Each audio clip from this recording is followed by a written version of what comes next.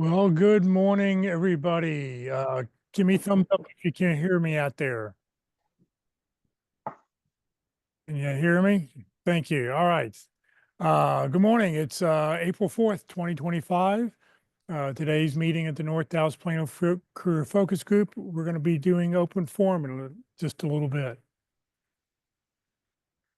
Just a note, this event is being recorded and will be uploaded to the Career USA YouTube channel for others to view in the future.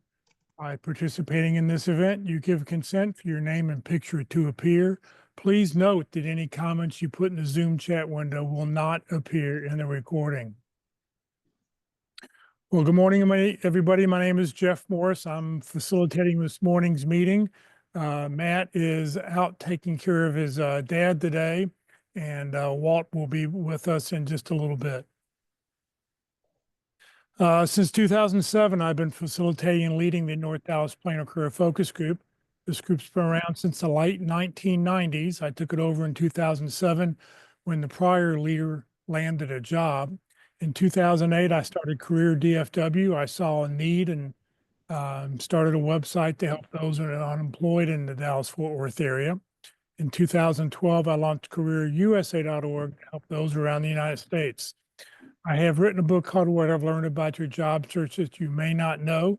Apparently 3 people bought the book in January because I just got the payment from Amazon a couple days ago. So thank you to those 3 people.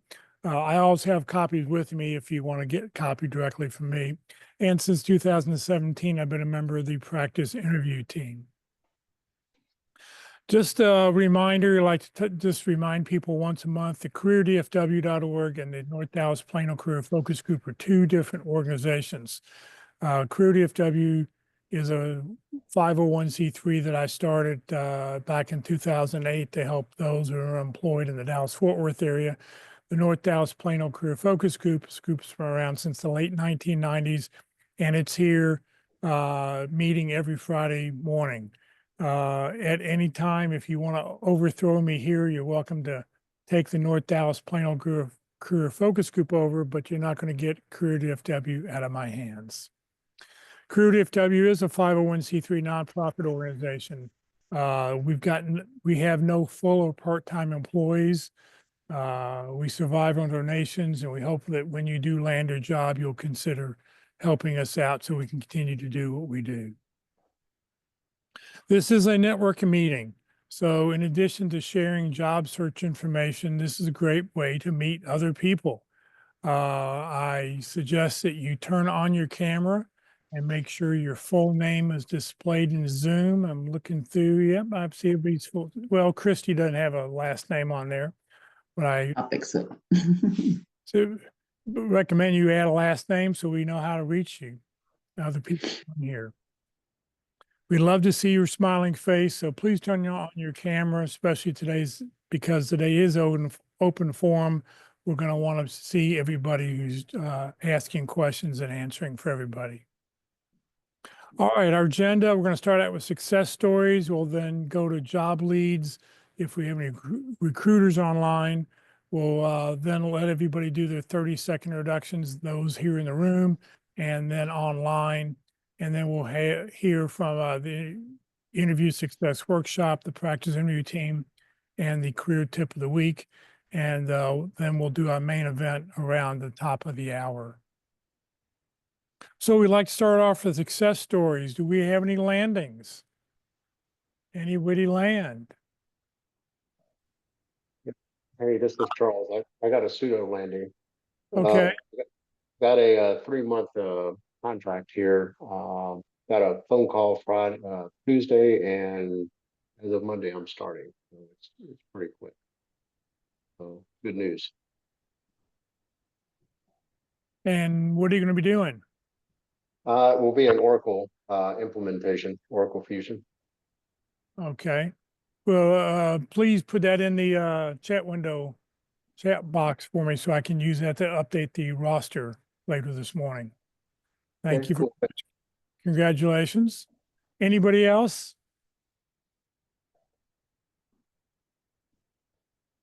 All right. Well, let's move on. Landing announcement. So would like everybody who's online right now, if you will, put in, open up the chat window, give us your name, position you're looking for, email, LinkedIn address if you got it, phone number. Let us know what city you're in also. It's also nice to know where people are dialing in from. Yeah, list 2 or 3 target companies and then companies that you may have connections at.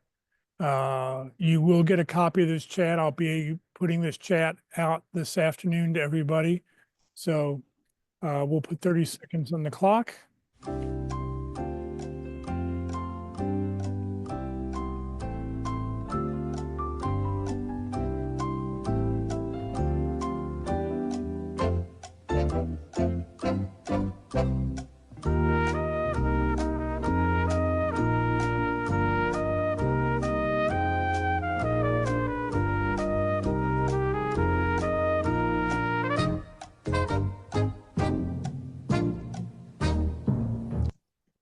All right, if you're typing away, please continue on typing so we can get all the information in for everybody. What we want to do now is get those people here that are in person, and then we'll go online so everybody can tell us who they are. So everybody here, if you want to line up, make sure we see you on the screen here. We will do some 30-second introductions. You're gonna do it here first. Hello, my name is Ron Layton. I run the Dallas Pit Crew. What am I looking for? My next vacation destination. I don't need any contacts. I have a lot of contacts. Once again, my name is Ron Layton. Sure we can. Morning, everybody. I'm Jama Ball. I'm looking for VP Director of Operations in Service Delivery or Product Implementation. I need contacts at AMN Healthcare and Bill Trust. I have contacts in hospitality. Please reach out to me. My name is Jama Ball. Thank you. Thank you, Jamie. A little taller. Hi, I'm Casey Cockrell. I'm new to this, but I'm looking for Director of Operations, VP of Operations. Contacts that I need are at Saffron, Raytheon, Dr. Pepper. Hi, my name is Casey Cockrell.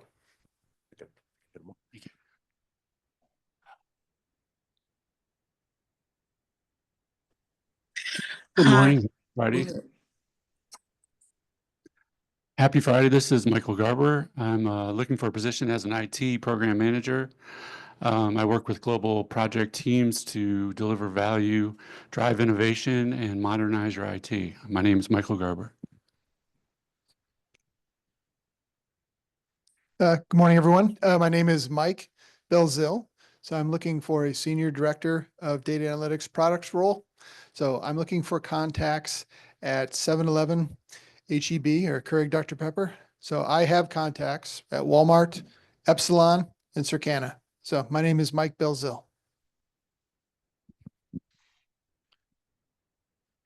Good morning. I'm Penn. That's like what you write with an extra N, Hoyt. I'm a director of marketing in the B2B world. I'm looking for contacts at a company called Icon Technologies. Again, Penn Hoyt. Clever. Hey everyone, I'm Carrie Padilla. I'm a project manager. I will drive your projects to finish. I'm looking for anybody who has a contact at Venture Solutions. I'm currently interviewing there. And I don't have any contacts, sorry. And I'm Carrie Padilla. Hi, I'm Bindu Challapalli. I'm looking for data engineering analytics leadership roles. I need contacts at Snowflake and PH Data. I can help with contacts at Blue Cross Blue Shield. Again, my name is Bindu Challapalli. Hi, good morning. My name is Jason Nixon. I'm IT Director or above. I am looking for contacts at Gartner in particular. I can provide contacts at Epsilon or Pricewaterhouse. My name is Jason Nixon. My name is Jason Irish, and tired of the regular song and dance. Well, you gotta have heart, miles and miles and miles of financial smart. So give me a call today. I'll help you with the market and everything else. You gotta have heart. Jason Irish. I abbreviated it. I tried to. Hi, everyone. My name is Dory Kim, and I'm looking for jobs in technology, specifically change management, data management, product management. And my target companies are I need contacts at JP Morgan Chase, TIAA, Liberty Mutual, Capital One, and Toyota. I have contacts at Lennar, Publicis Sapient, and a wealth of other financial services organizations, Wells Fargo. And my name is Dory Kim. Thank you. All right, I think we've got everybody here. We'll go online now. Christy, since you're unmuted, let you go first. Thank you. Sorry, can't figure out how to get my last name on there. I'll do it next time. I'm Christy Grant Coleman. I am looking for a manager or director of learning and development. Don't have any target companies, target industries, airline, healthcare. My name is Christy Grant Coleman. Frank, thank you. Brian McGovern.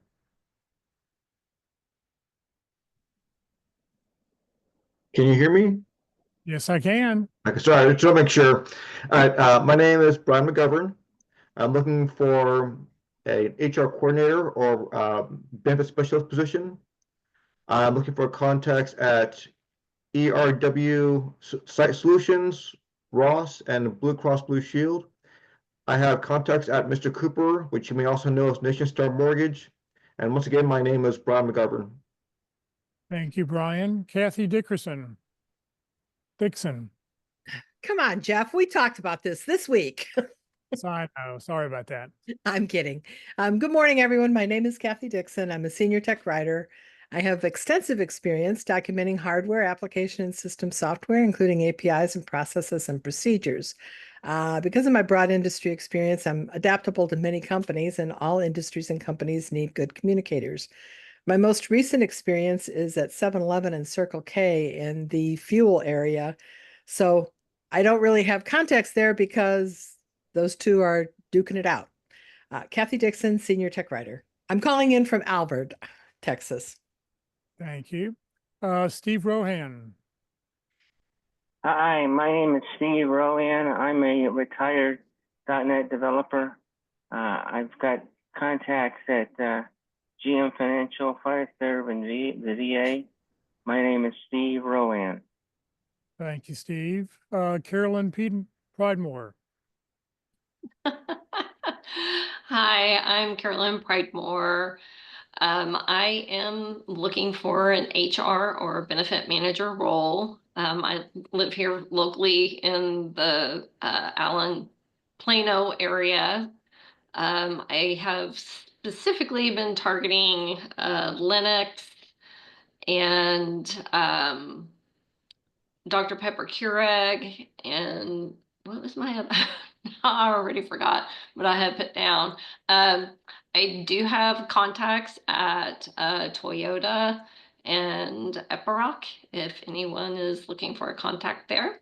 Again, my name is Carolyn Pridemore. Thank you. Miguel Castillo. Good morning, everyone. My name is Miguel Castillo. I'm looking for a director, VP Finance, mostly in the financial planning and analysis space, in the DFW Metroplex. Need contacts at Lockheed Martin, 7-Eleven, Dr. Pepper, and I have contacts at the airlines and Amazon. So, Christy, I think you said you're interested in airlines, so just contact me. My name is Miguel Castillo. Thank you. Charles Coleman.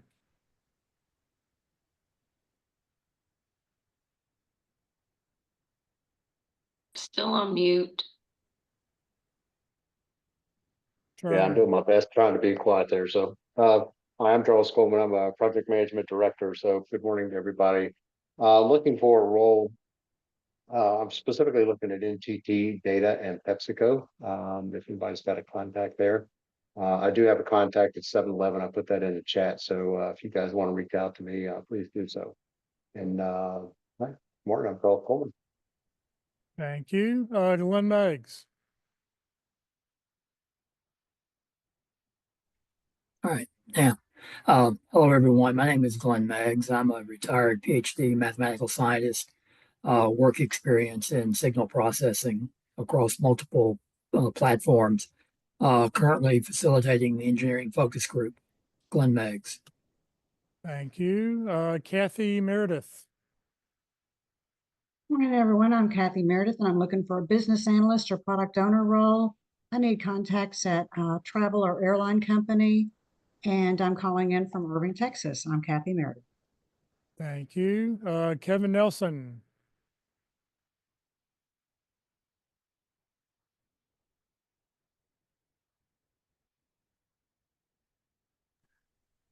Hi, my name's Kevin Nelson, and I am a manufacturing operations specialist looking for a position as planner, scheduler, buyer, inventory control. My name is Kevin Nelson.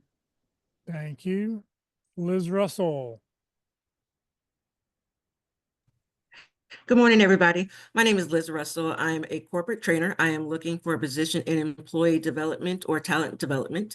I currently do not have a target company, and my contact would be in the AT&T world. And again, my name is Liz Russell. Thank you. Michael Wilk. Good morning. My name is Michael Wilk, Senior Quality Engineer, extensive experience in leadership and problem resolution in aerospace and defense. Looking for contacts at SNC and Collins Aerospace. I'm a veteran with the clearance and I live in Allen. My name is Michael Wilk. Thank you very much. Mike Belize. And Mike, oh, okay, you already went. All right. Well, Mike, I don't think I didn't get your email last week. Something didn't work right. It bounced back. Randall Christopher. Yes, my name is Randall Christopher. I'm looking for a job as process improvement with a focus in audit. I need contacts at Honeywell and Ericsson, and I have contacts at Samsung Electronics America. Again, my name is Randall Christopher. Thank you. Rosina. Good morning, everybody. My name is Rosina Gallman, and I'm your tip of the week career tip of the week host.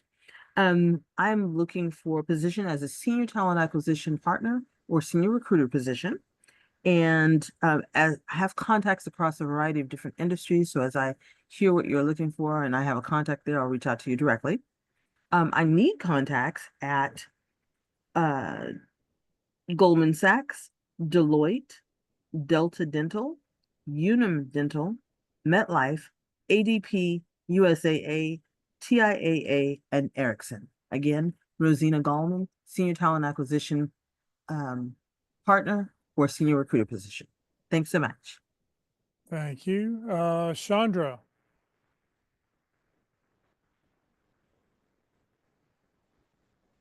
Hi, my name is Chandra Thomas. I'm based out of Garland, Texas, and I'm an administrative analyst. My target companies are United Health and Nestle.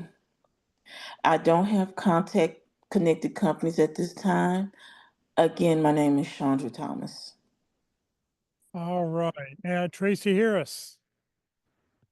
Good morning. My name is Tracy Harris. I'm a senior recruiter at Thomas Edwards Group. I'm sure you know some of us from some of the other networking meetings, but we are a local recruiting firm focused in accounting, finance, HR, and IT recruiting. We staff both permanent contract to hire placements with various clients within the Metroplex. My name is Tracy Harris. Tracy, while we have you, you have any job leads you'd like to promote? You know, we're working on various opportunities. I think in the last couple of weeks, things have picked up a little bit. I know there was a lot of mixed information out there with everything going on in our economic climate, right, with tariffs and things like that. But I wouldn't say people aren't hiring, right? Even in some of those industries, people are still hiring. So we're working on some various roles. A recent role that I just received is a VP corporate controller requiring public accounting as well as an active CPA and public company experience. But we've got varying roles ranging, but that's one I'll highlight since the newer one. All right. Thank you very much. Did Absolutely. I miss anybody online? Anybody else online? All right. Well, we just did job lead, so we already let Tracy go. All right. Let's hear about the interview success workshop. Good morning, Walt. Well, good morning, everyone, and welcome to Friday. Notice who's leading the group today. Isn't this wonderful to have Jeff back? It's the second time he's led it, so I'm going to officially retire as soon as he gives me the nod. But it's really great to have you here, Jeff. It really is. And so let me tell you a little bit about the interview success workshop. So I'm going to kind of share with the crowd that's online, also with the people that are in person today. So the interview success workshop is a place where you can informally learn how to sell yourself. So selling ourselves involves three elements. It's the I am, the I do, and the I help. If you believe that people hire us because of who we are, what we do, and how we can combine those to help, the workshop is for you. It's fundamentals of selling, sales 101 and selling those ideas. The objective is to move us from a responding only mindset to a mindset of selling. So I'd be glad to have you participate. Look me up on LinkedIn under my About section. Tells you about the information. You have to register to attend. There's a QR code you can use. It'll start an email. Note that I am waitlisting right now with a number of people, but I'd be glad to have you participate. If you've got any questions, you can certainly give me a call.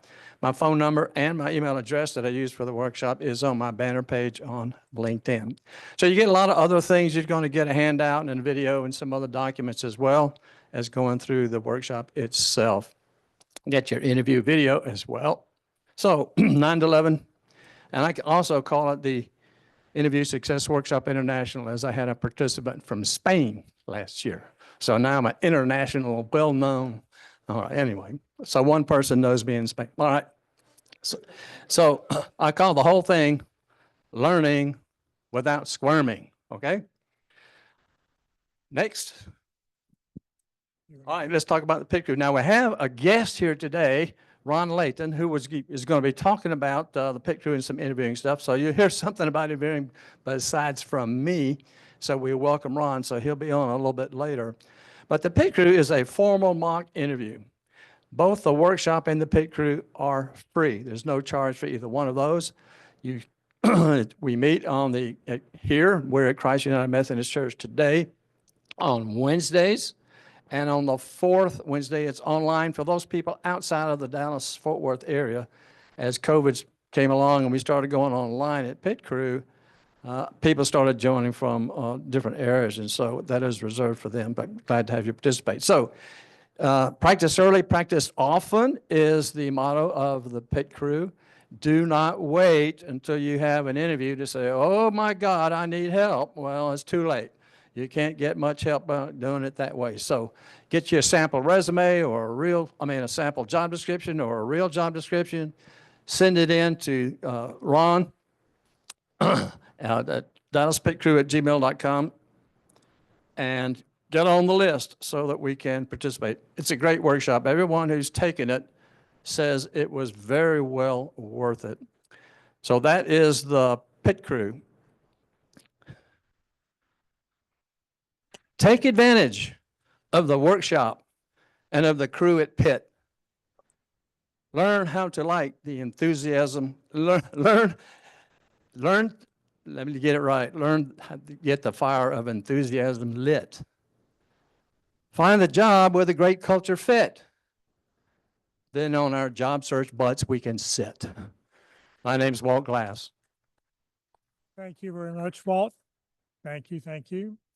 All right, it's time to hear the career tip of the week. Rosanna. Thank you, Jeff. All right. Again, good morning, everyone. Okay, so basically, during the month of March, we covered using emotional intelligence as you progress through your job search process. So how to behave and practice interactions with networking or within your networking groups. So now for the month of April, we're going to cover the different types of professional networking groups. This is a variety. Just want to make sure you don't forget any of them. So As far as types of networking groups, put this together by using generative AI and the careerdfw.org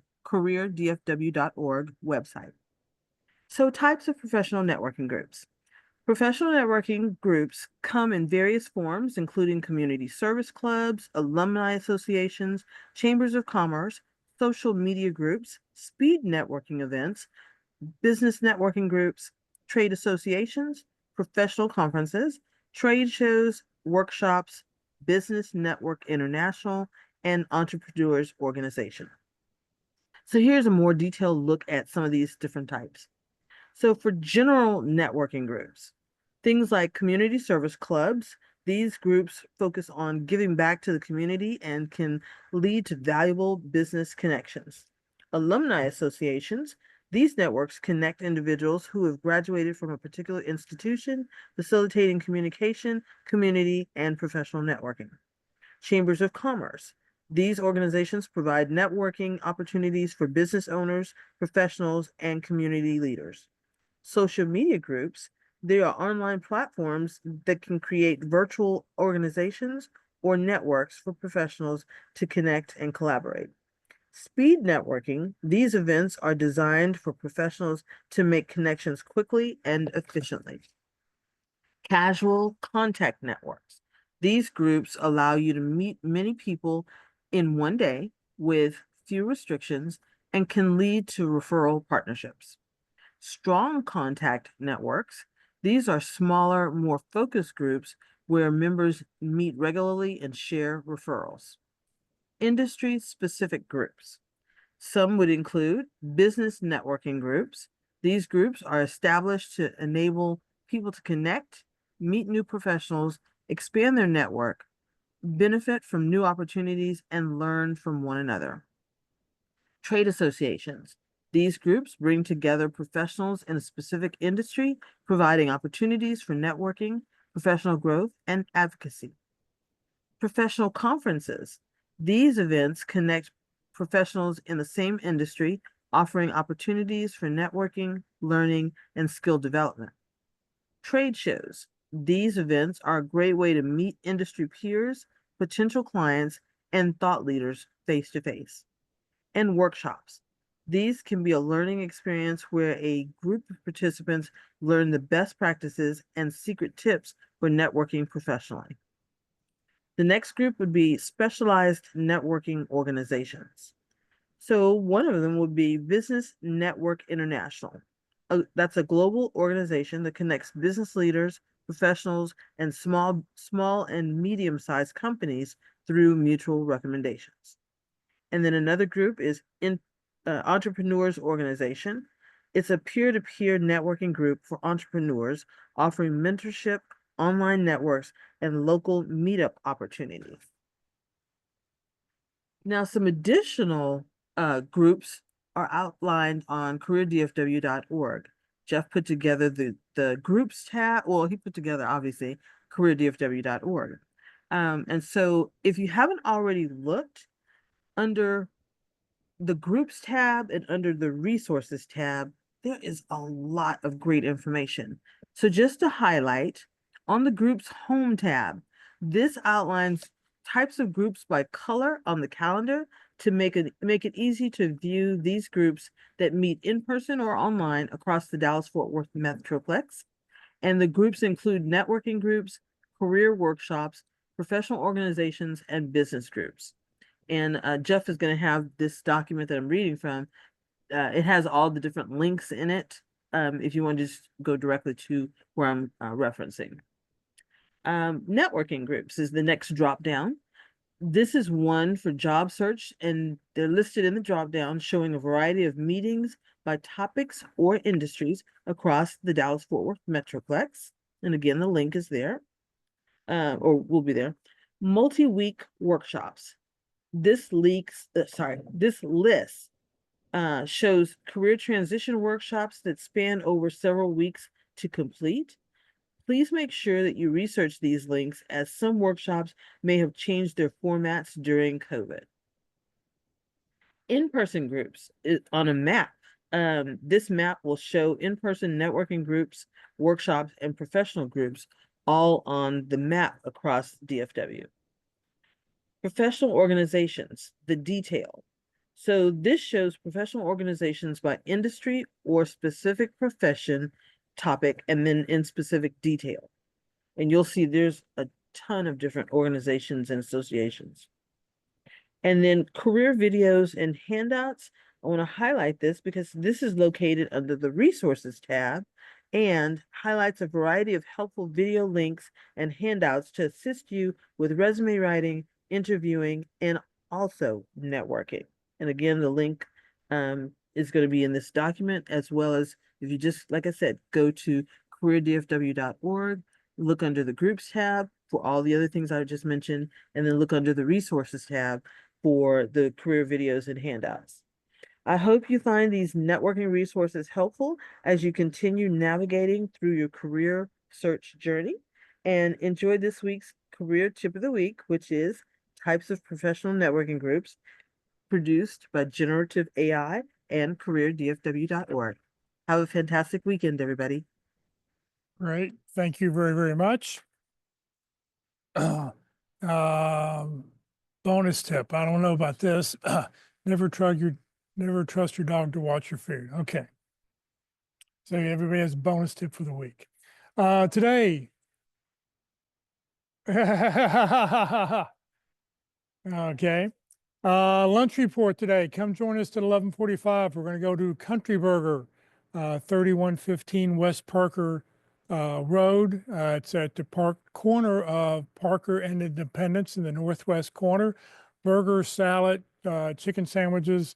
Come join us at 11:45. Great way to network more than just what we're doing here today at our meeting. If you want to receive today's materials, please make sure that you have put your email address and your contact information in the chat window for those that are on Zoom, and for those that are in person. As long as I can read your information clearly and distinctly on those forms, I will make sure get an email out to everybody this afternoon with the copy of the Zoom chat, the copy of the career tip of the week, the link to the recording of today's presentation. So it all depends on if it's legible. So thank you very much. Okay, today for our main event, if you have any questions, today is sort of a free-for-all. We're going to talk about whatever it is you want to talk about. So if you have a question, just raise your hand and we'll get to you. If you want to jump in and answer somebody's question, just please unmute your mic and do that. You can, with those on Zoom, you can hold down the space bar and that will undo your mic temporarily until you let go of the space bar. So for our main event day, we're going to do open forum. We love for everybody to turn on their cameras so we can see you. I'm going to stop sharing so that we can see everybody up on the screen here. There we go. We're seeing most everybody. And it's open forum. So tell us, we're going to talk about the practice interview team for a little bit. So we'll let Ron go first. Good morning, everybody. I hold in my hand this document that's called Interview Preparation and Execution Tips. For those of you that are in the room, there's a piece of paper back there with a QR code. If you scan that QR code, you will get to our networking resources, of which this is one of the documents. If you are online, if you connect with me on LinkedIn, I will invite you to our LinkedIn group. We have a Dallas Pit Crew LinkedIn group, and there I pin one item on there. The item shows our schedule, how many people we have scheduled over the next month, as well as a link to the networking resource that has this document. So basically, I just want to talk about a few things of how do you get prepared for an interview, all right? Number one, as Walt also advocates, there are three things to do: prepare, practice, and sell, all right? So how do you prepare? First of all, you need to study the job description. You need to understand what are the priorities of the job description so that you're focusing on the priorities. And I'm going to say this a lot throughout this short discussion this morning. AI does a wonderful job of that. Feed in the job description, say, what are the top 3 priorities? Let it spit back at you, and then check yourself, look at them and see, does it make sense? But you can save a tremendous amount of time using generative AI to find a lot of this information. You can also feed in your resume and the job description and tell generative AI to optimize your resume for that specific job description. Does a fantastic job. I would look at it because sometimes the wording's off, but it will save you a tremendous amount of time from that perspective. Research the company.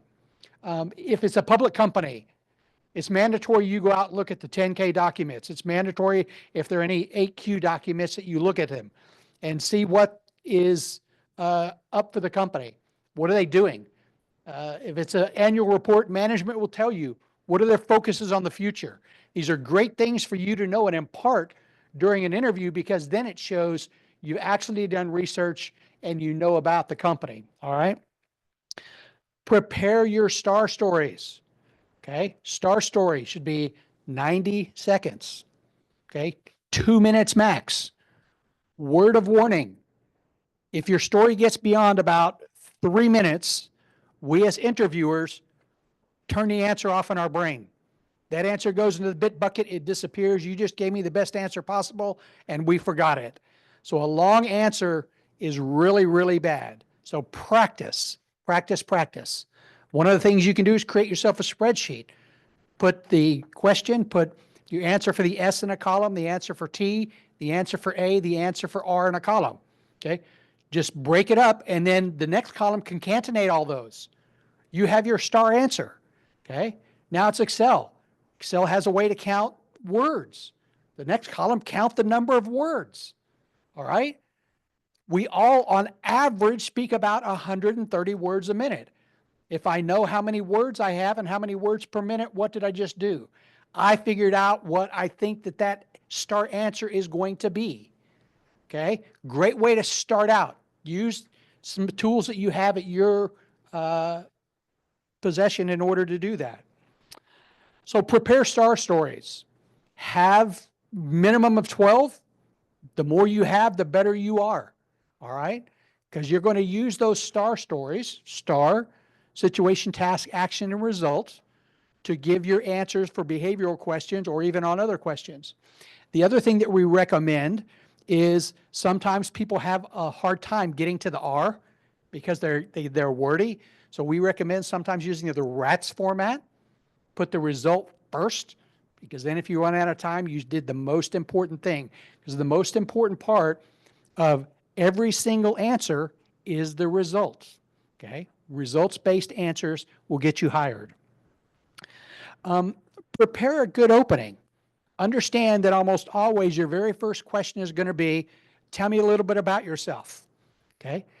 Practice that. Learn how to make that memorable so you're getting something in there, but always put a result from the number one priority that you discovered in that answer. So right in the beginning of the interview, you're telling them you know what they're looking for, and you're giving them a preview of how to get there.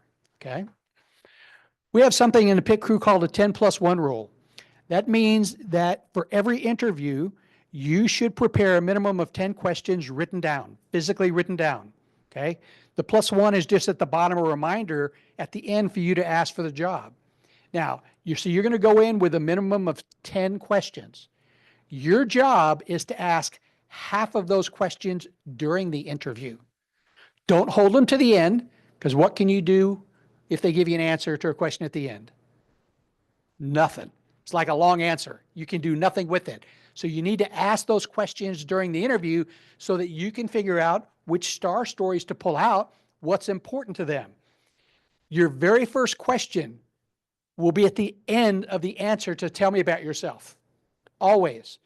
And it'll be in some format of, I've read your job description, but can you help me understand what exact skills, attributes, or what you want this person to accomplish?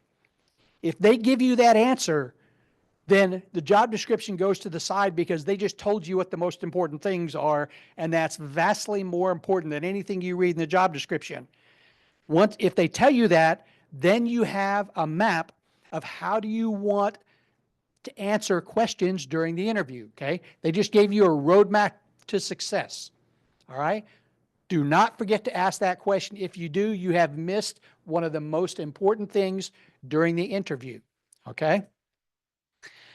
I recommend that as you're practicing your STAR stories, you practice asking a question at the end so that you get used to that, doing that, because it's kind of foreign to a lot of people during an interview. They'll say, well, we're not supposed to ask questions. Do you want to work for a maniacal boss? Do you want to work for someone that says, are you willing to work a minimum of 100 hours a week? You don't know if you don't ask something, questions about culture. So your job is to be just as engaged as they are, because you want to find out if it's right for you. And how do you do that? You do that with questions, okay? All right. Prepare reasons for leaving, okay? They may ask you, why'd you leave your last job? Understand there is no positive points in an answer. You can only get negatives. So your job is to answer that question as quickly as possible and say, and now I'm glad because I'm here because I have an opportunity to talk with you about this position. You know, it's okay to say you're part of a workforce reduction. There's nothing the matter with that, okay? I would say 60 to 70% of us have experienced that at some point in our career. Prepare a good close, okay? Your close is what they're going to remember. Just like make the opening memorable, make the close memorable. In your close, you're going to, again, give them a results-based answer. How are you going to help them in that position? Okay. And hopefully you will have learned some things from their answers to your questions that you will now know what's most important to them, and you're going to save that answer till the end or reiterate it at the end when they ask you the question, why should I hire you?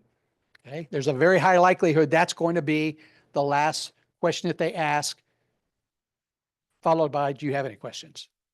Okay. Practice these things. Sit down, record yourself.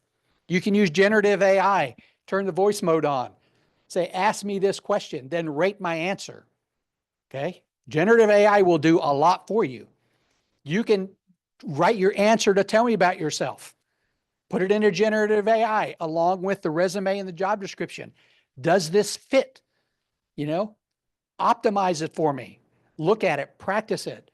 I know I'm not in the job market anymore, but I went out and found a job description. I took my resume. I fed those things in. I fed my tell me about yourself in it. I said, give me a grade. It gave me a grade of 7.5. It took me 7 minutes to get from 7.5 to 10. And then it actually told me why it was a 10. Here's the reasons why this is a great answer. You all can do that, okay? If you're not using generative AI, start today. It's probably also going to be one of your interview questions. All right.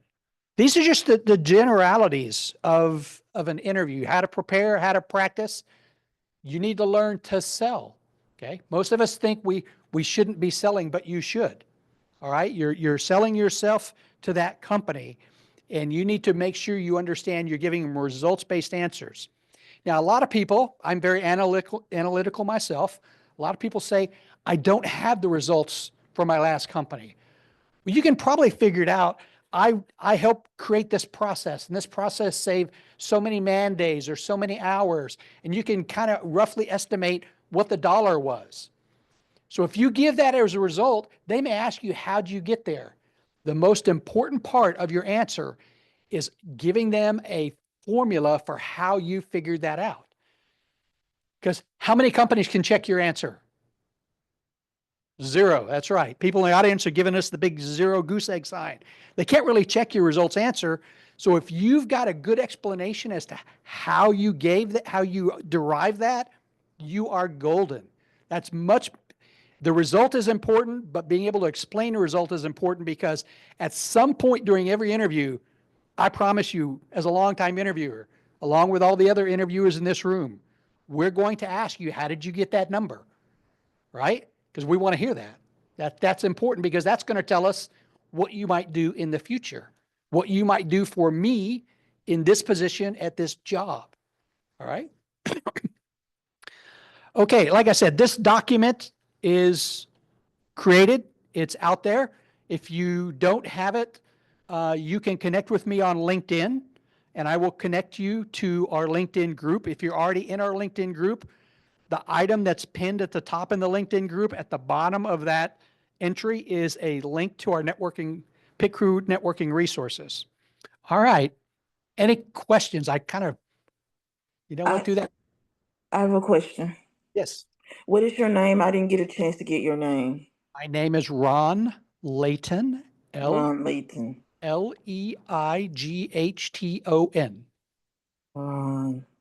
Spell your last name again.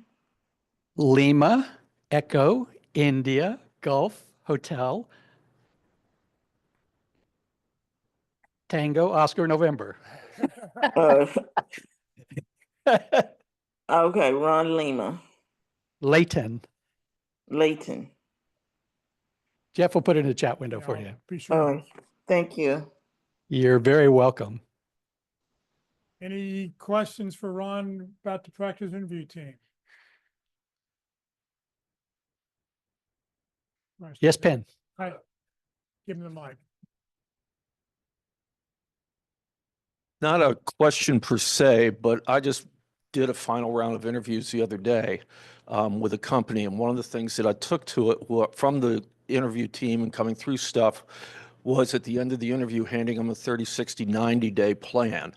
It's an 8-page piece of paper deck, actually. And at the end of it, and this was a rapid fire panel interview with the executive team, 1 hour only, started, and at 60 minutes, it shut down. Bang. They were like, great, this is done. I'm like, I still have questions. It was one of those things, but I said, okay, well, great. Thank you for seeing here.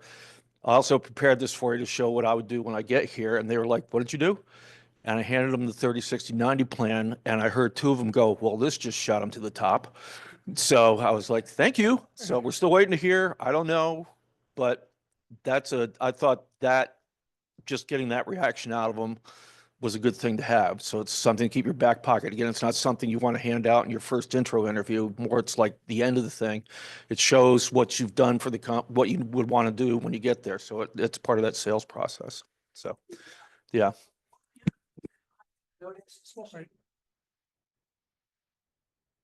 That I have noticed, especially from my younger daughter, is a lot of companies are asking people to create a presentation for some topic.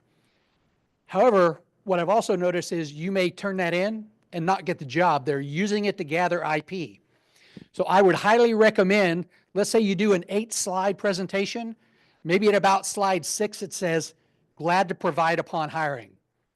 Hold it back. Don't give them everything. Give them enough to show you're thinking you're on the right path, but you're not going to give your time away for free. Okay. So be careful because that's becoming very, very prevalent in the hiring market. Go ahead.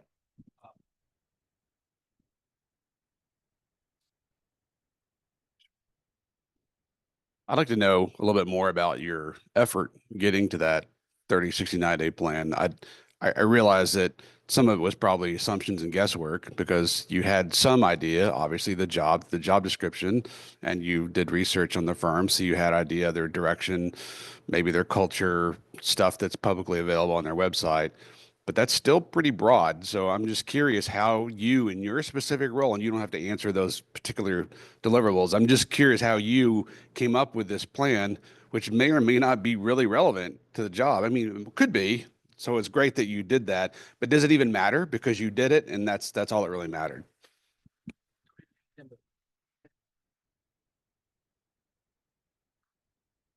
Yeah, again, the plan was handed in at the last round of interviews on the whole thing. So I've been able to talk with the hiring manager at first, go through and have him And again, this is one of the few companies I've been to where it starts and ends.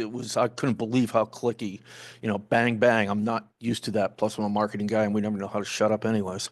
As we go. But I had that information from the hiring director, the CRO had told me what specifically they're looking for, what the job entailed. So I had that. The CEO and founder of the company had just done an hour-long podcast 2 weeks beforehand, talking about being interviewed exactly about what the company was, why he started it, what was going on, and what he expected to happen in the next, 3 to 5 years on that.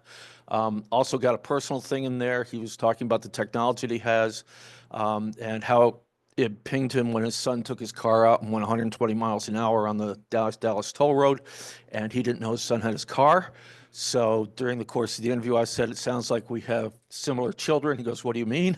And I said, well, I just saw your video. He goes, oh, so you know about speeding. I was like, very much. So we hit it on that one. But that's where I got all that information from and was able to say, okay, the first 30 days is this, next 30 to 60 is this, and tied it in closely, in the marketing world with sales and how that has to work with sales and just the different things going on through and the KPIs they've never had and that kind of stuff. So.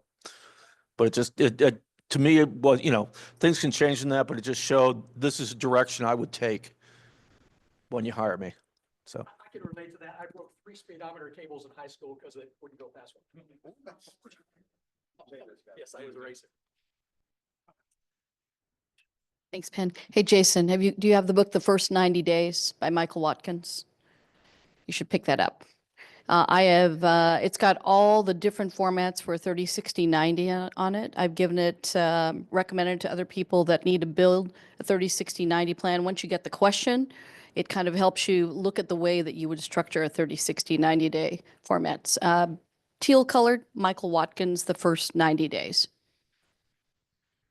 Just generally, as a job seeker, I always have a 30, 60, 90, regardless. Every job I have for myself, even if they don't require it, that. It's the onboarding for yourself that you do. But there's a way that they structure in the questions in that book that Michael Watkins asks you that helps you think about how to structure a 30, 60, 90, regardless what the question is.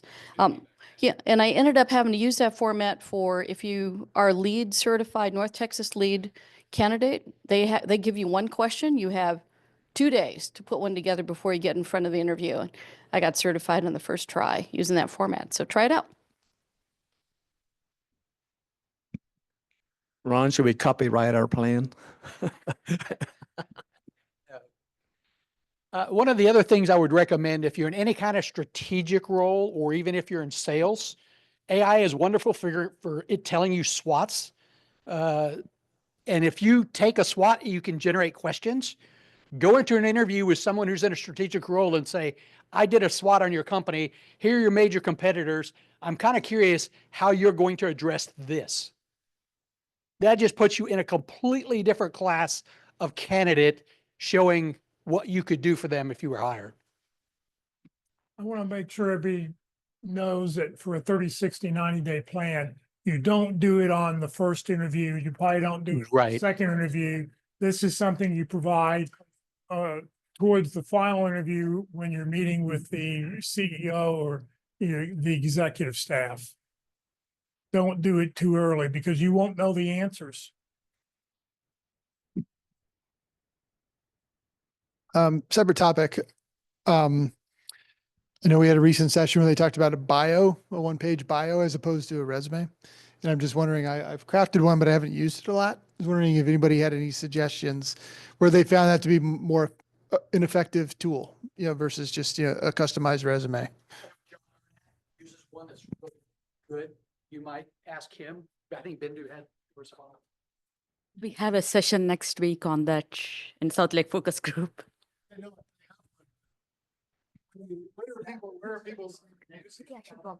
So the question is where are people using the bio?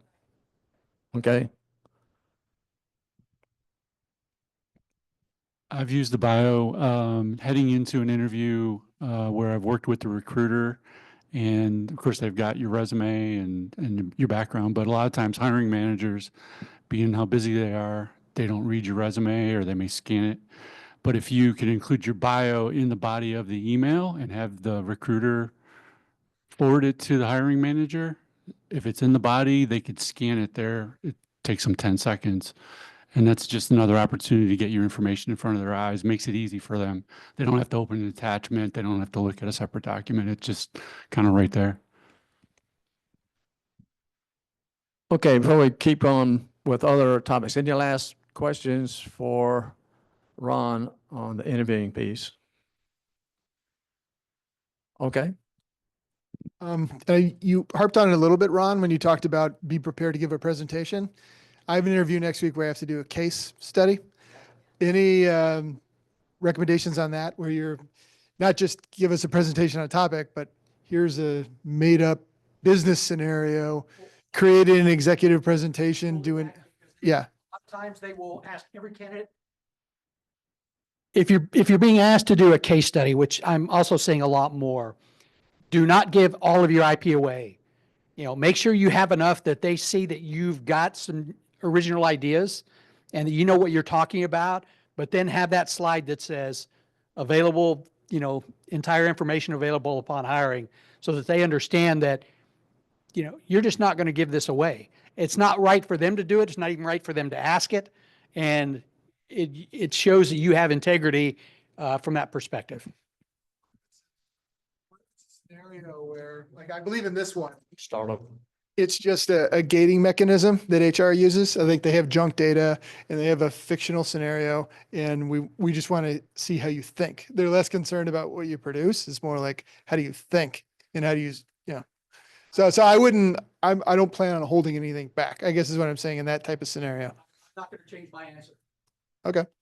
Because the more you give away, the less. The question was, well, I'm going to do it anyway, the whole thing. The more you give away, the more they'll ask for. As a hiring manager, why should I hire if you're going to give me this information? I'll give you 11 interviews. I'll ask you for 10 different presentations. Thank you very much. I've just got my next year's, you know, half of my business plan for the next year, because what you just gave me. So even if it's very early, I suggest that you don't put all the information in there.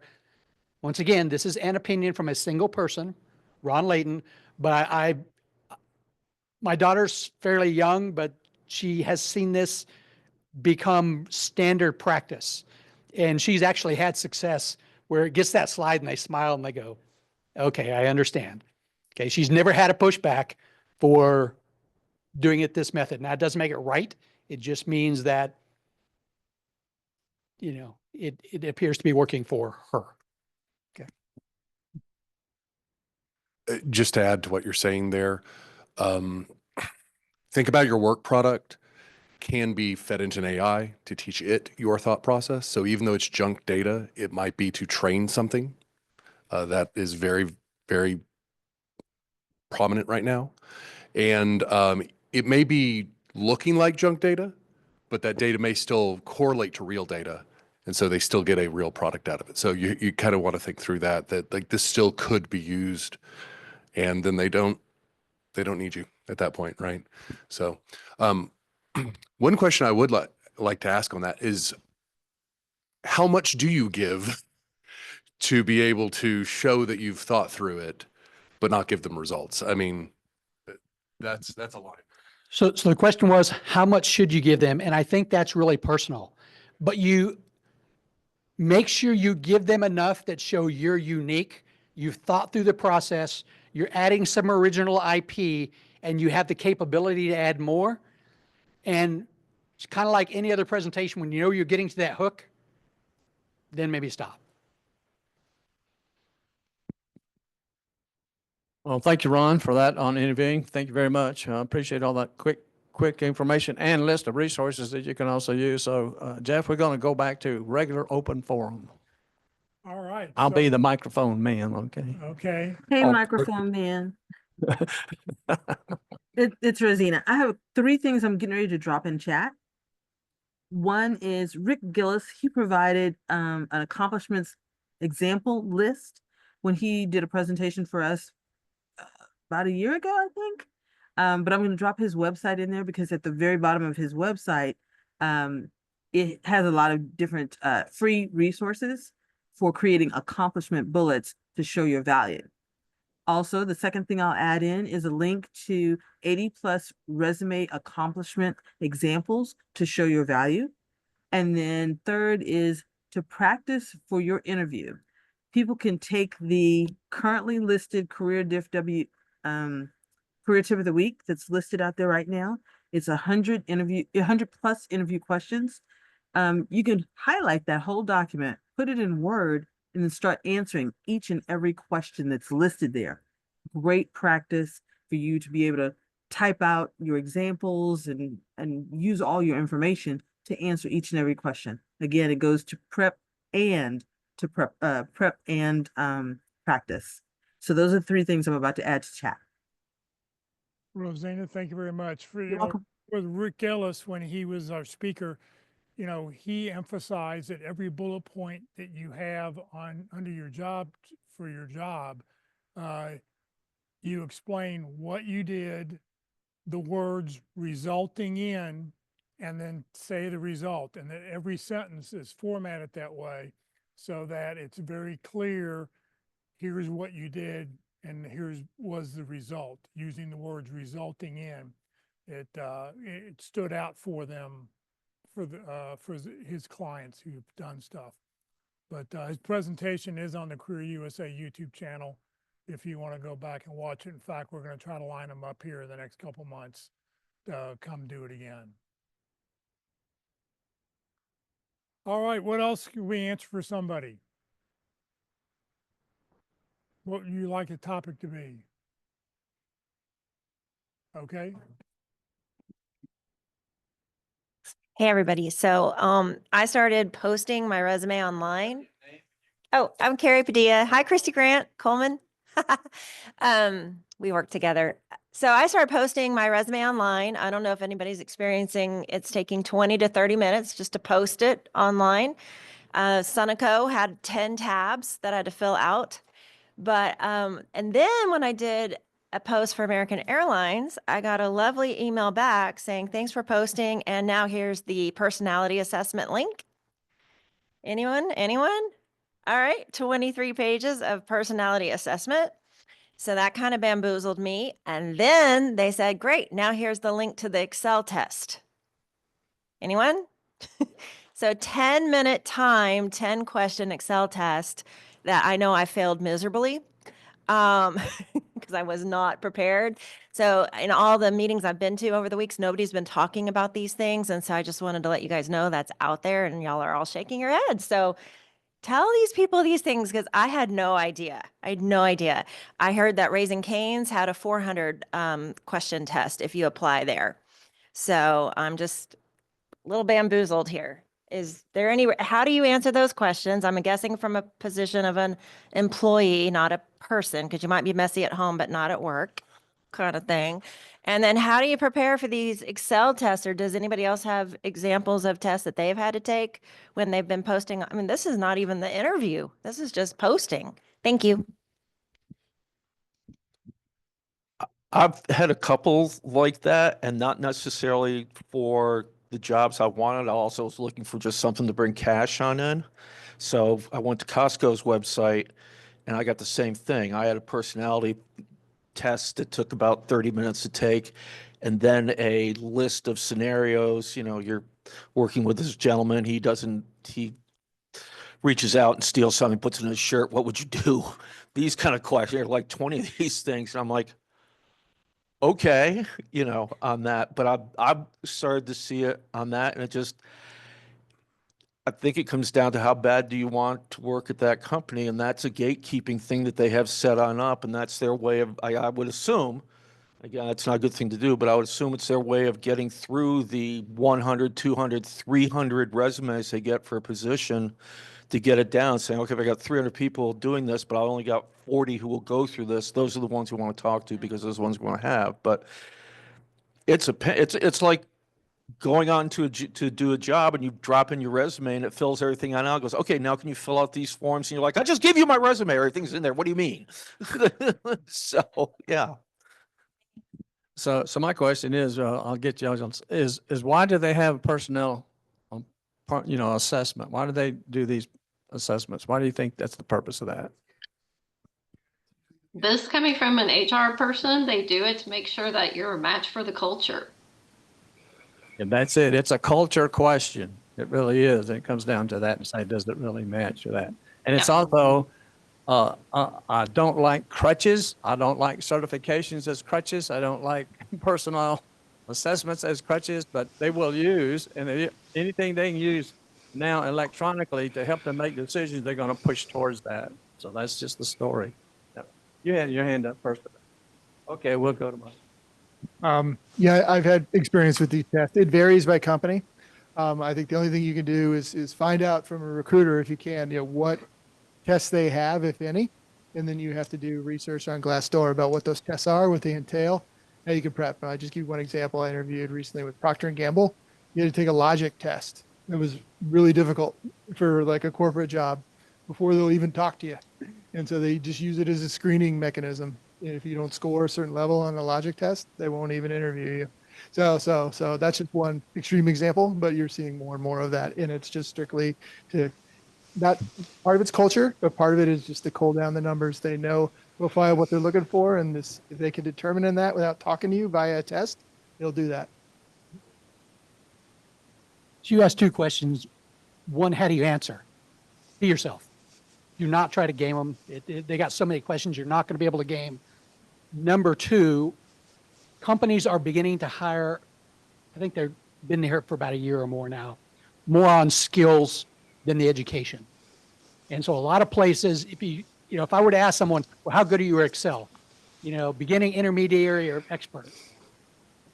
That is a sliding scale that I have an idea, but the candidate doesn't. So they may actually give you an Excel exam to say, okay, I know if you can do these formulas, I'm going to put you in this bucket. If you can do this, I'm going to put you in this bucket. I'm seeing it a lot. I'm told by both my daughters that they're also seeing it out there. My daughter's a hiring manager for analytics. She uses it herself. So when you get to the interview, you say, what's the average score of the employees on this Excel test? Because they want us to be better than them. All right. We are held to a higher standard. So as a candidate, we've got to be better than they are. And that's the service industry. We got to do it better than they do. Now that they're paying for it, it has to be top notch. Hey, Walt. Go ahead. Walt, I have a question about your interviewing practice. What's the cost? What's the cost on that? It's $1,000, but I'm currently giving 100% discount. Okay. Is that all right? I don't know about the $1,000 part. Well, you just put in your request. Say I'm going to use the discount. Okay. Okay. All right. Thank you. You have to get used to Walt. He always jokes. It's always free. So thanks. This is Michael Garber. My question is in regards to AI and the tools out there. We talked about all the different options that you have as far as comparing the job description with your resume, things like that. With a background in cybersecurity, I always kind of cringe when I hear putting your personal information not only online, but into AI. What guidelines do you have as far as using the tools to keep your information somewhat secure? Do you recommend anonymizing your resume, like taking your full name out of there, remove your email address and your phone number so it can't be attached to you and linked back? Or is that just, we don't care anymore? You just put all your stuff out there. What I did was I have the same concern because I work in regulated space and I cannot reveal what I do most of the times. So I removed my name. I removed my company's names. I just replaced them with XYZ, ABC, and then I removed the dates as well so they don't track back to where and when, because sometimes you can get back to the information. And most of my resume is generic enough that it can be my Gerber, for example. So it does not have a weight, but I still made sure that I used it in my own ChatGPT account, not just generic. But where I use generative AI without logging in is when I have to rephrase or For example, I have a sentence that I want to rephrase it for a director role or a product manager role, because the way I phrase it matters to the job description. So that's the only time I use generic one. Thank you. Questions online?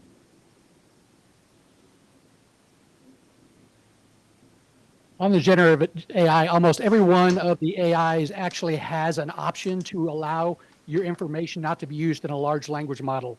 So if you go look, you can turn that setting on, which means you're getting stuff from the internet, but what you enter is yours. It does not go to training any large language model. Now, you got to trust them. You got to trust going online somewhere.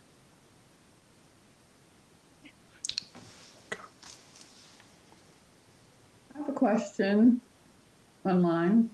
Yeah, Christy, go ahead. Carrie, you have to wait.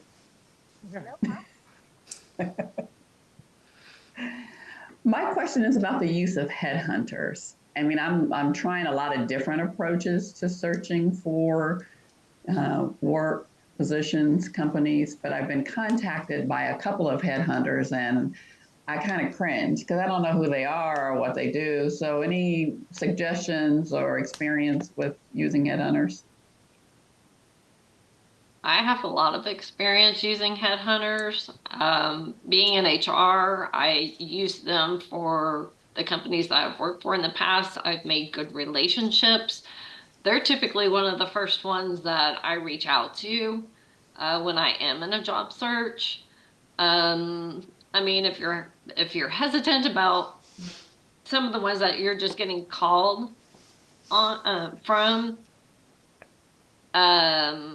I mean, do some research. Now, if they're here in the Dallas area, like I said, I know a lot of people, connect with me. I'm more than happy to share some of, my recruiting connections here in the DFW area. And a lot of them I can vouch for. Yeah, thank you. Because that was going to be my question. Just how do you research to make sure they're really legit, Yep. what their background is. So thank you, Carolyn. You're welcome. Also go online. Kurt Vandemotter, am I pronouncing his name right?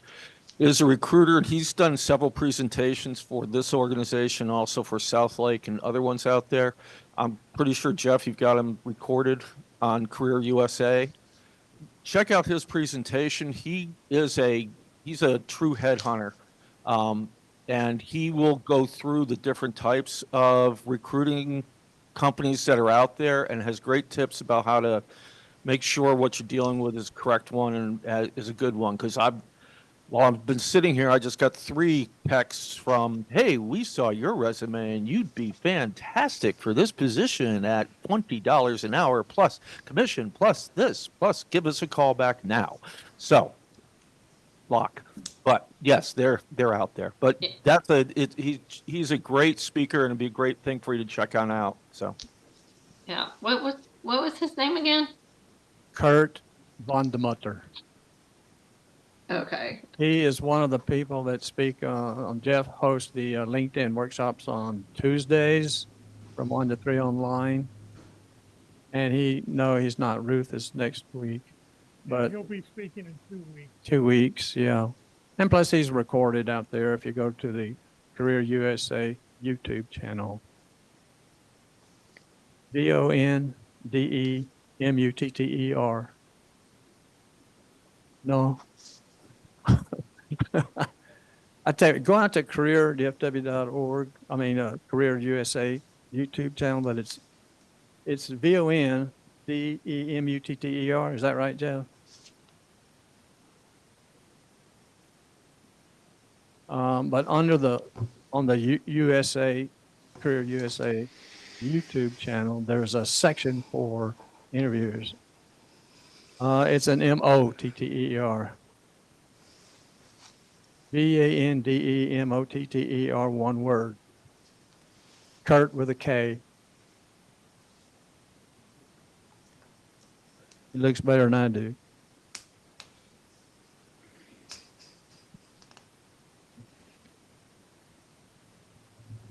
My name is Jason Irish. Just to echo kind of what Penn said, I got a text message from a recruiter.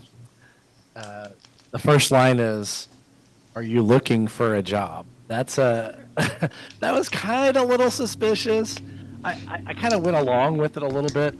Evidently, a friend of mine, sort of friend, referred me to them. Don't refer people without them knowing. That's kind of like a real sore spot for me. But and don't go along with their ploy, because these guys. This guy was from India, by the way. That was kind of scary. No offense to And just reply, have you got anything for 7,000 an hour? Yes, I'm always wary if I hear someone from a foreign company talking in a foreign language, and I can hear like they're in a call center, and I just feel like they're just, making phone calls, just to anybody and everybody. Those I definitely steer away from. And it's noisy at the background. Yeah. Just real quick, going back to the security and AI, I thought I knew this, but I also just asked it while we were sitting here about the anonymization of your data.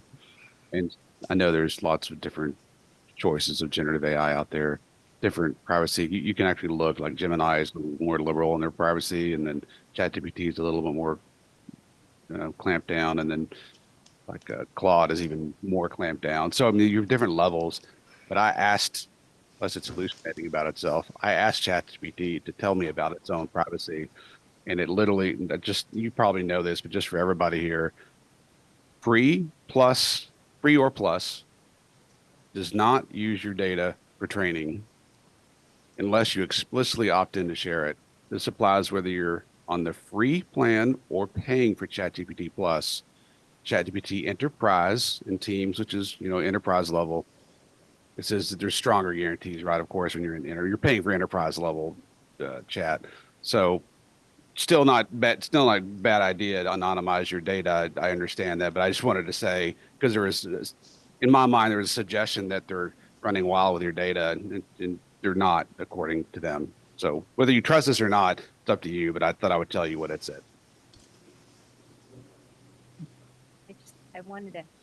I guess, being somebody who's worked in data and technology, I don't think people realize how much access to your personal information a lot of people, including people offshore, have about you, and all of your accounts. And I worked for a asset manager or a financial advisor outsourcing company, and they had so much information about people and all of their relationships, and it was not secure. And so I guess what I'm curious about is this concern about like feeding too much info into AI.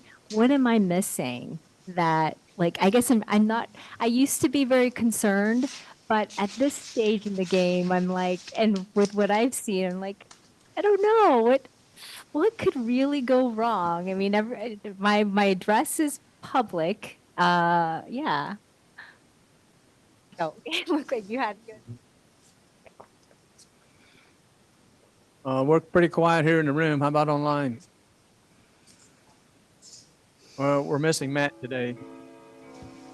Matt could really help us with that answer. I guess I have a question, and this goes to the whole branding statement.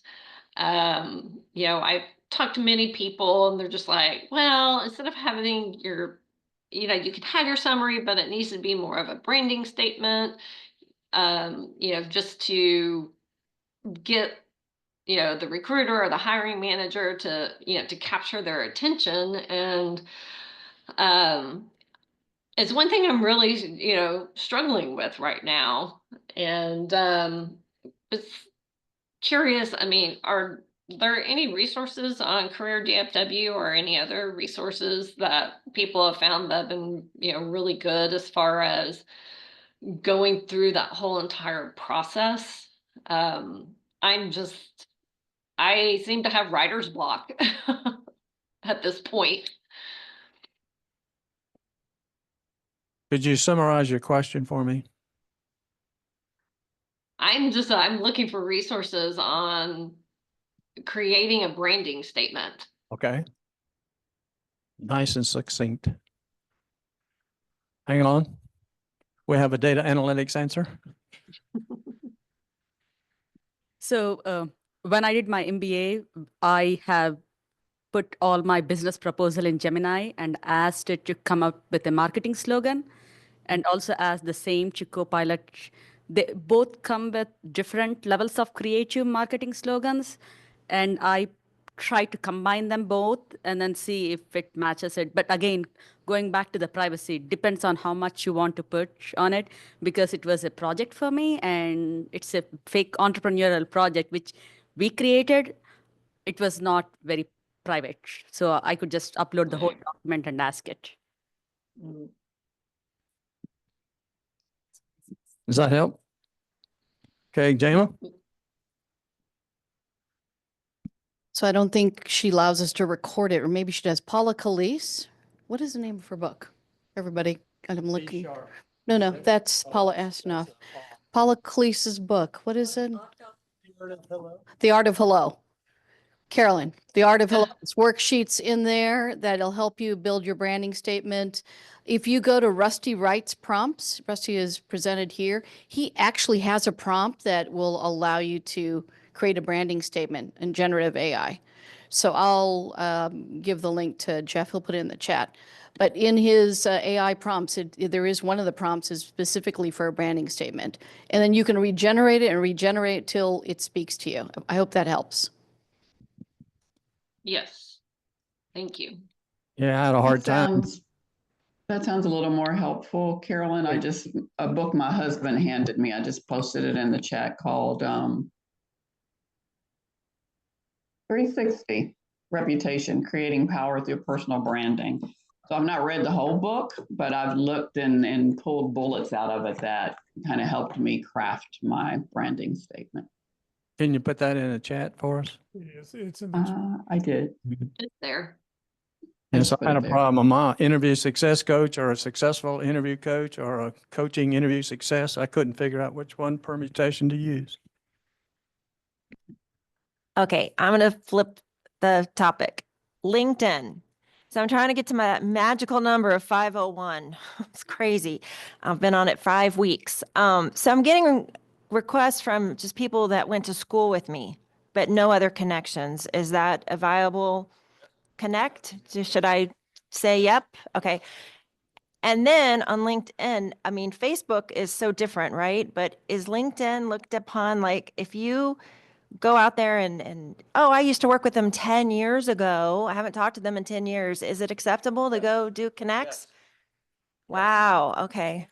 Carrie, can I just say, You talk. so people send LinkedIn requests even if they've never met you. So like, yeah, just like I'm sure Facebook, I'm not very active on Facebook. And the way I see it is if you're trying to meet that target and broaden your horizon and you've got a particular industry that you're trying to get into, it doesn't hurt to connect virtually with as many people. And then if you decide to start posting, it's going to hit your network. So I would not be concerned about, unless you've got, some personal boundaries, that's totally normal. Like I think I'm at probably 1,000 network connections. I mean, I've been on for a very long time, but go in there and connect with as many people, and you'd be surprised. I'm I try to be proactive in pinging people that I don't even know. One of my personal goals is to try to virtually connect with somebody or physically connect with someone. So I try to find people on LinkedIn that I don't know even to see if they'll have a virtual chat with me. And people are responsive. Thanks. Go ahead. Thank you. Just a couple other thoughts. Definitely just be, LinkedIn is really a strategic tool. And so use it as such. I foolishly thought when I first started my transition, I was like, oh, hey, I have over 1,000 connections. This is awesome. And I kind of downloaded my LinkedIn connections and saw that about half of the connections were basically salespeople that tried selling me stuff over the past 15 years. And so it wasn't as strong of a network as I thought. And so I had to purposely kind of build it up in a more, and, reaching out to affinity groups, people in your industry is a much smarter way than, random folks or salespeople just trying to get you as a lead. So.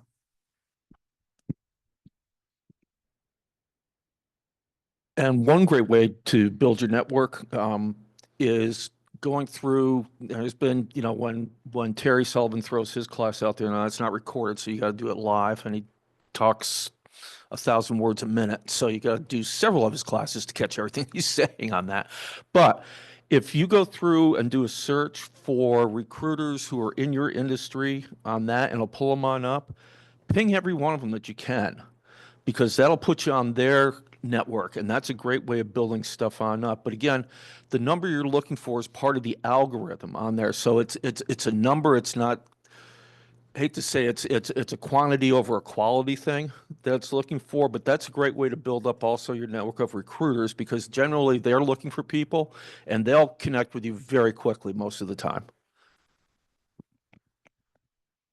So do anyone, is LinkedIn still letting you send messages within groups for free?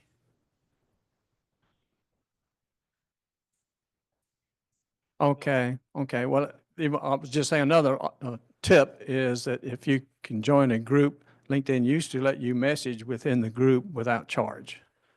But they keep changing everything every 24 hours, so I don't know if that still exists. And so what's the cure for contacting somebody 10 years ago? We call it nurturing our network. So in advance, here's our contacts. There's a big, every quarter, every while, we send back an email, we give them a call, we do something so that we say, okay, now that I need help. So that's my suggestion there as you go forward with that. Okay. I mean, she's got the 10+1. Well, he's down. Okay, new topic. So hypothetically, you're looking at a company and you realize your old coworker from 10 years ago is an SVP there. Wow. So give me a sample. Hey, what's your name? Penn, how are you doing? Can we meet real quick and talk about the company? I mean, how do you go about that? Because that's really what I want to do. Oh, okay. That's it. You say, hey, it's been a long time. Haven't talked to you in a while. We had a great time when we were working. Hopefully you had a good time working together, relationship. I'm now in a job search. I'd love to learn more about the company you're with. Do you have time for a phone call, or better yet, I'd love to buy you coffee and do something like that? Because that, the phone call gives them a way of doing it quickly on the phone with you, but the coffee gives you face-to-face time. But either way, you're offering up your time knowing that they're busy, and always put a limit on it. Say, I need 15 minutes of your time max on that. And 9 times out of 10, if you've worked with that person before, they're gonna connect with you, especially if they know you on the whole thing, as opposed to, gee, going back ages, which will show you how old I am.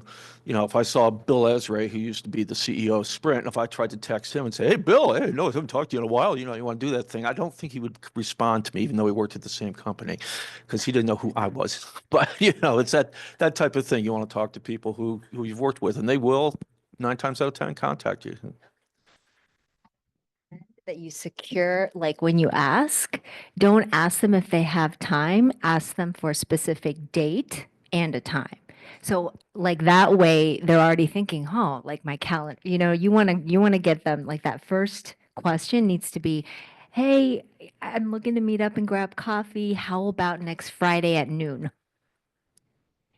And that way they can say yes or no. Yeah, that's a pretty good tip.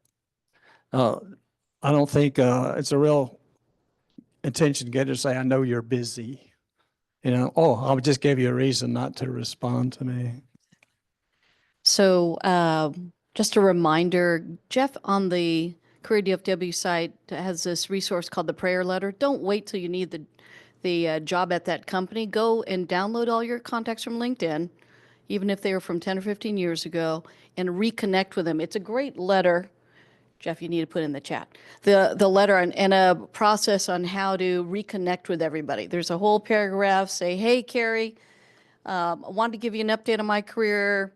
I'm actively looking for new opportunities, wanted to be on your radar, blah, blah, blah. But someone else said, ask them for advice, not the job. Because if you ask for advice, you get the job. If you ask for the job, you get advice.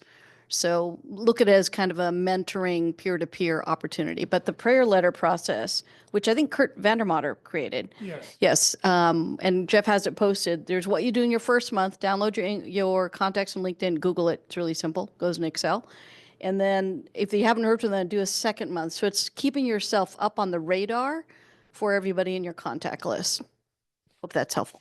And the other thing to remember is if the person's been unemployed in the past, been laid off, whatever, they will help you.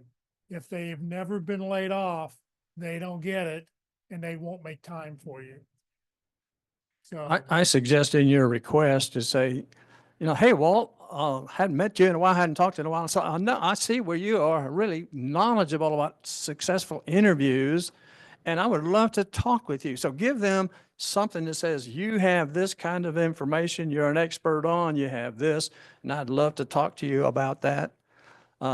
We don't hand out too many compliments to our interviewers, to our recruiters, and to, our networking contacts. We should give them, some good information about themselves too.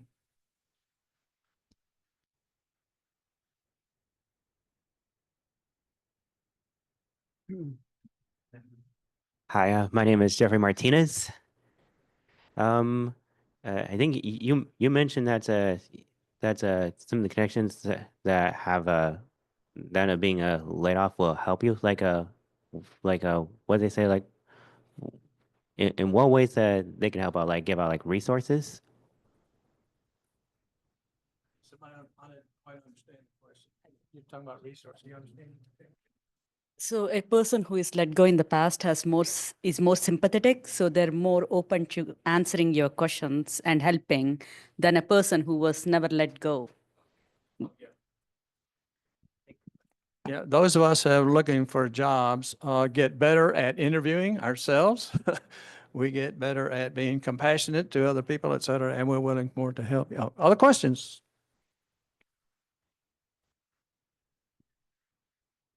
Hi, my name is Jason Irish. It still is. And so just to kind of follow up on what kind of Carrie was asking about asking for a meeting for a chat, for getting together. What is y'all's view on adding Calendly or something like that, like your calendar, to help them in planning something? Here's my calendar for if Right.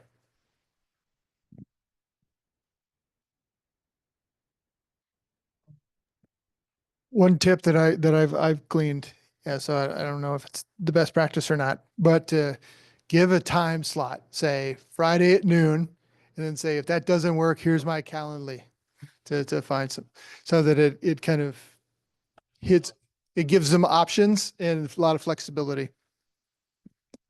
I use Calendly pretty much in the same way. Give a range, especially if it is someone that if it's a recruiter, someone they will want to use their tool, but you give them some ranges, and hey, if you want to check more availability, I have this.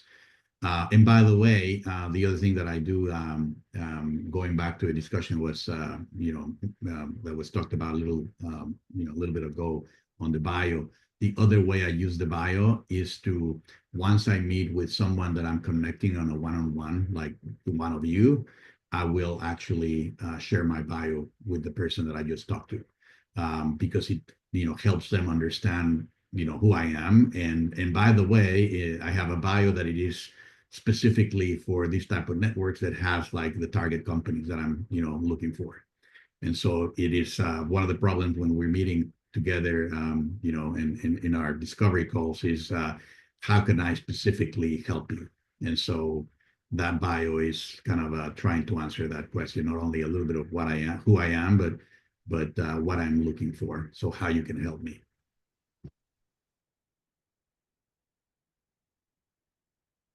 Okay, new topic, target companies. So I did it. I got a library card from the Houston Library. I thought this is crazy, but I did it. Has everybody done it? Online, I hope you have. So what it led me to was the A to Z database that they talked about at South Lake Focus Group, which is on Thursdays, 8 to noon, which all of y'all should go to. And then I got to the US Business Database, and you could spend hours in there. It's crazy. So thank you to whoever did that session, and everybody do that. Well, you can probably expand on it. You know, the origin of that was I was part of an accountability group. They asked me, and so I said, "Hey, I found something here on this database," and I kind of went through some navigation. And Mike Ray says, "Yeah, you ought to give a presentation on that." And I said, "Why don't you do it, Mike?" And so that's the birth of a reference solutions, or the A to Z database. Yeah, if you haven't been out there and looked at that database and used the parameters and used the, you can say, find all the companies that fit these parameters within 5 miles of my address, and you can draw a circle around it, and you can go to the map and say, here, and draw your lines of your boundaries of where you want to go. I want to find companies in there. I mean, it's really a great database. And it also gives you competitors. It says at the bottom, it says, here's other companies that do the same thing, which also go on our list, right? It's a great database. On the line of sorry, I'm Casey Cockrell. On the line of tools, I know somebody asked earlier, or was talking about having to refill in your resume and put all the information back in the online applications. I found a Chrome add-in. I assume it exists for other browsers as well, but it's called a Simplify Copilot, and it works okay. It's better than having to do it all yourself, but it will take your resume and find the different fields that it needs, and it'll fill it in. One of the problems I was having was my resume. I don't have the specific months for my work dates, but like every one of them wants the exact dates. And so this was really useful to go in, and yeah, it was 90% getting my resume scanned, but this goes in and fixes all the formatting issues. It'll fix all of the date issues. And so it's a lot easier. You'd have to sit there and let it run, and it takes a moment or two, but it's a lot better than typing it out yourself. So it's called Simplify Copilot, and it's free. I'm sure they're mining your data, but otherwise it's free. Yeah, if anyone that misunderstood, the workshop is free. Questions?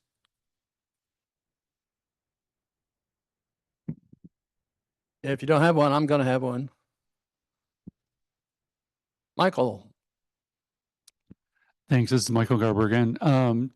To Carrie's point about the library, getting a library card in the state of Texas, you can get it, as you said, through the Houston Library. Also, check your local library if you don't have a library card. Many people haven't been to a library in decades, but they've got a lot of useful resources online that you could use.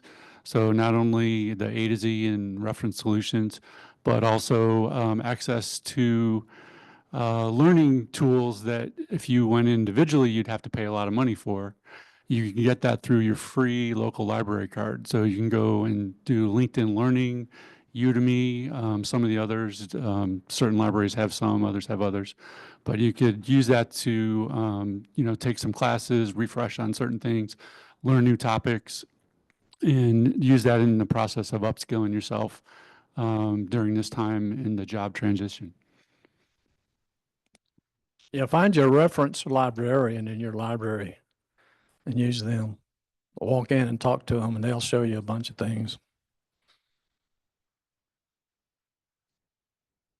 Somebody's got their hand up. Kathy? Yes, I was at a meeting. I haven't gone to my library yet. I haven't been to my library in decades, I confess. Somebody was saying yesterday that Udemy, JobScan.io, all of those things cost money. And I was under the understanding they were free. So which is it? I think JobScan has a limit. You get 5 free or something like that, 10 free. Okay, thank you, Walt. Oh, I got that answer from Jama. I'm just passing it along. Hey, Jamie, thank you. How about Udemy is not free. Udemy is not free? But go through your library. That's what I mean. Is it free if you go through your library? Yes. There's 4 yeses and there's no nos. I think it depends on your library because in your area. So for example, I live in a very rural area, so my library has barely any resources. So I was excited Well, to lots hear. of things is that once you get the library card, you can reference a lot of things through the internet, through your library. You sign onto your library and then it points you to all these other resources. So you don't have to be physically in the library. And if your library doesn't offer it, go to the university, go to the Houston Public Library and get their card. As a Texas resident, you can get it and you'll get in through their library.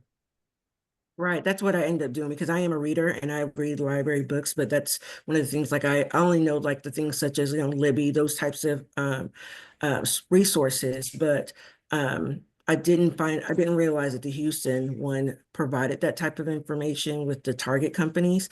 And the funny thing is I have a Houston library card so that I can get more access to more books because my library only gives me so many.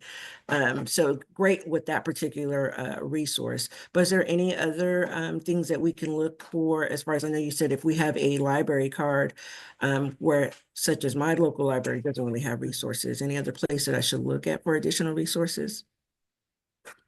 Oh, there's the Dallas Business Journal for business journal and lots of cities have business journals. I go to the library and say, hey, I'm a job seeker. I'm looking for a job. What resources do you have to help me? Just ask a very open-ended question as to things that that's what they're there for. They love to help us do that. And so. Okay, thank you. Give them a phone call. Other questions? Going once. Guess who has a question? Okay, that's number 8. She's got 2 left. All right. Thanks, and Carrie. All right. When I was applying to Sunoco, which is a gas and oil company, they asked for salary expectations, a block and a block. What do we do? Yeah.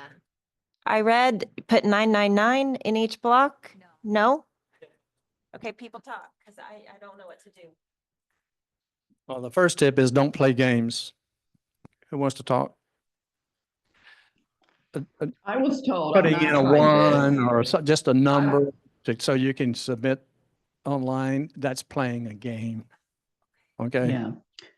What was suggested to me was if you do research and find out what's a range for your role or for the type of role that you're looking for and put that range in there. And you have to know what your minimum salary requirements are. So you know what your minimum is, and if you've investigated the range what the job is, you'll know what the high should be. Just make sure you're in that range. Do they ask, what were you making in your last position? All right. You might put in the numbers and then in any space that's free where you can write something in, say, all numbers based in salary are based on my expected salary. So you don't have to give them your last. All right. You really don't want to give what you were making in your last position because it's irrelevant. That's not a good tactic. But when you say it's okay, have your range that you are expecting. And then in free space, instead of when they ask for what you were making, you say the salary numbers that I give are an expected salary for this role. So you change the definition of the question. And that way you can say, okay, here's what I'm expecting. Okay. I've seen any free form availability. You can't make a comment anywhere or do anything or enter anything. Not on the jobs I've. Okay. Well, I don't know. Usually there's a space where you can type something in. All right. But yeah, use your best judgment. It's a very often a knockout question, okay? And they're going to say, hey, I have the ability to determine, no matter what your situation is, whether you're going to be successful or not, just based on your salary, all right? Which is not true. But it's their agenda, it's their plan, have to follow theirs. My suggestion is don't apply so much. Do your networking, because you don't get a lot of responses from applications anyway. All right. Wait a minute. We got another comment and a come. Okay, Jason. Hey, just going back real quick to ChatGPT, it's something that not everyone knows is that in the top right corner, you can customize your settings. It's a lot of it is some of it's your security settings like we were talking about earlier, but other parts of it is personal preferences, like how you want ChatGPT to be, the attitude, the output, any other thing. So just go into the top right corner, go to settings, and there's a ton of detail in ChatGPT that allows you to customize it. Yes, sir. So I've been using Grok as an AI, and I really haven't played with ChatGPT, but I've also used Perplexity. Is there a consensus on which one is the most helpful? Depends on what you. Well, for customizing for job search. Yeah. Yeah, there's some parameters on different ones that allow you to do more or less. So if I have a big document that I need to summarize or something, I go to Gemini because I can use my Google Drive. For example, if I have like my resume, my cover letters from 10 different things, and the job that I'm applying for, I would say that use all this, create a cover letter for this. Because I can rely on documents. If I need to rewrite something, I like Copilot or ChatGPT because Copilot is so accessible in Windows desktop, and it rewrites it very beautifully. Not like him, not very poetic, but it rewrites a lot of things very beautifully. So Perplexity, I used it for vacations planning. Copilot's only available if you use an Office 365, which I don't. I use Office. So ChatGPT uses Copilot. Copilot uses ChatGPT. There's a couple of resources I suggest you look at. On the Career USA YouTube channel, there's on the North Dallas Plano Focus Group, Career Focus Group category, there's two presentations out there. One is by Matt Keelan called Tips and Tricks, and it contains some AI information. And then there's Rusty Wright, who I think most people treat him as the guru of AI, who's given presentation. So look for Rusty Wright's presentation, and he'll spread out some information about the different chats and the different AIs that are out there as well, so that you can figure out which one's most appropriate. There's only about 4,000 or 5,000 of these. There's a lot of them out there. I know that. 30,000. Yeah, can you list them all, Penn?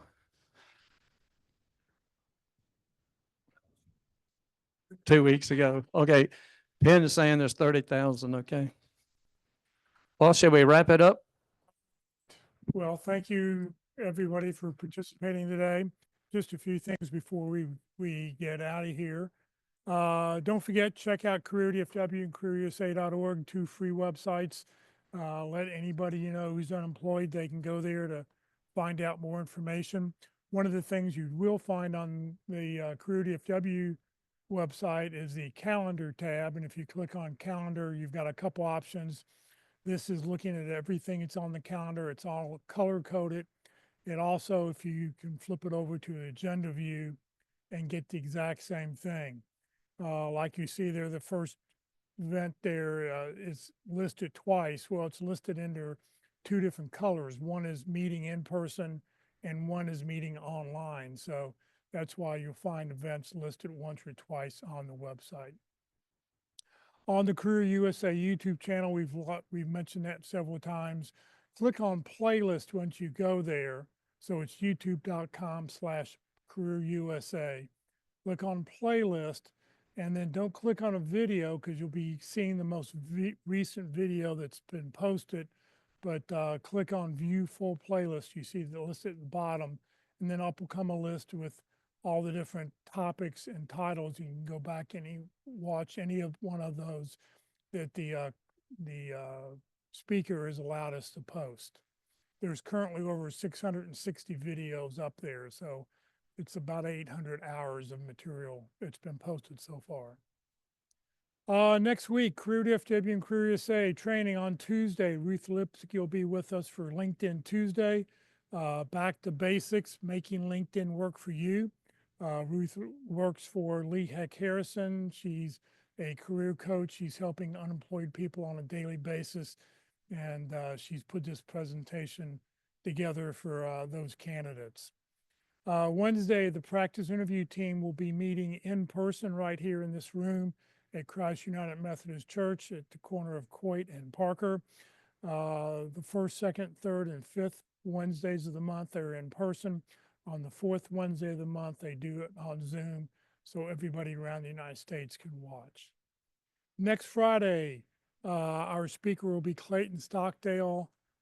He's got a great presentation on how to form an accountability group, what you need to do, how you get started, laying out the rules, the details and stuff. And so Clayton's a great speaker, and it'll be a really good presentation if you want to try to form an accountability group. Upcoming after that, on the 18th, Roast to Recruiter with Rick Martinez. He works at, he owns R2 Technologies, a recruiting firm, and we'll get to roast him. And then on the 25th, Creating Star Stories and Cover Letters Using AI with John Ernett. So how to learn new tricks. He'll be with us on the 25th. Today, Country Burger, come join us for lunch. You got a late lunch. Many people here think they're going to go, so we know how big table to get. 1, 2, 3, 4. What? No, I did price that, but I did that price that out. I took the picture of this to them and for them to price it out, and it came back to like $32. But you have to bring your own sliced ham. They don't have ham, so. But I have seen the picture. I actually ate that last week and I'm not hungry. Yeah. So thanks everybody for joining us today. Have a great Friday. Have a great weekend, and hopefully we'll see you one day next week.